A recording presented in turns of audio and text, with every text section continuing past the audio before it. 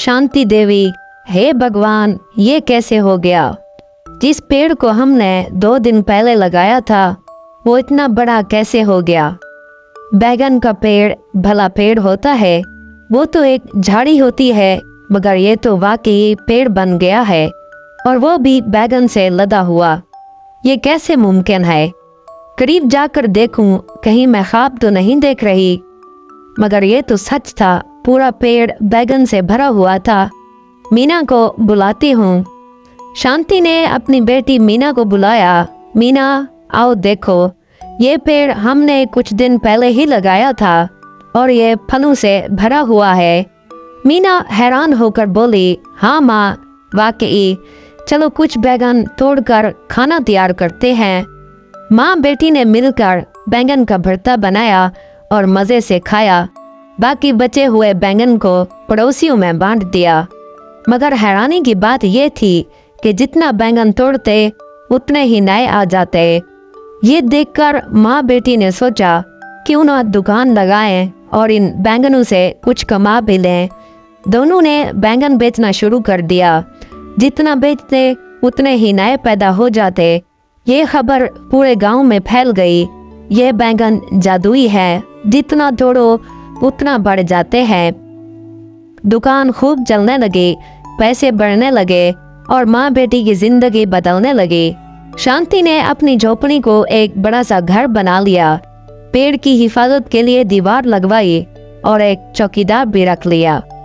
एक दिन मीना ने कहा, माँ, तुम मेरी शादी के लिए कई सालों से फिक्रमंद थी।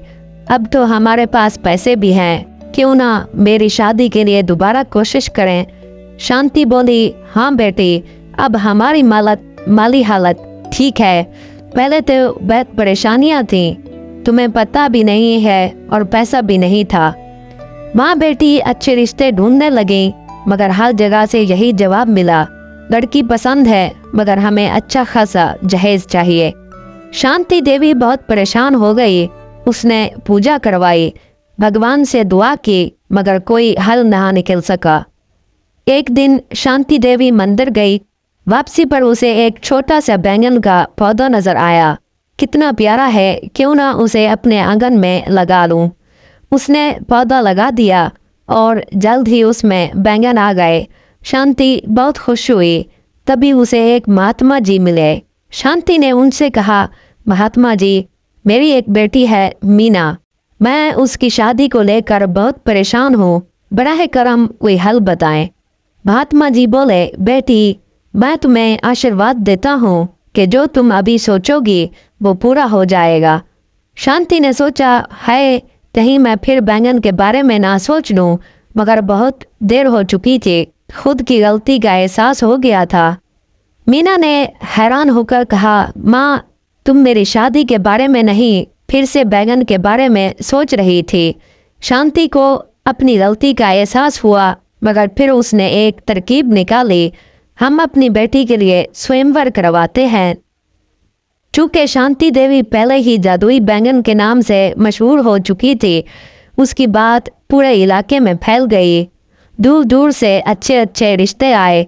कोई गाड़ी लेकर आया, कोई पढ़ाई में बहुत अच्छा था, कोई अच्छी नौकरी में था। आखिरकार मीना ने अपने लिए एक अच्छा दूल्हा चुन लिया और शादी बड़े धूमधाम से हो गई। शादी के बाद एक दिन शांति देवी ने अपने पेड़ को देखने लगी और सोचा, काश मैं उस दिन महात्मा जी के सामने सोने चांदी के बारे में सोचती, फिर मुझे ये सब मेहनत न करनी पड़ती। सुबह जागी तो हैरान रह गई। जादुई पेड़ वापस छोटा हो चुका था, जैसा वो पहले था।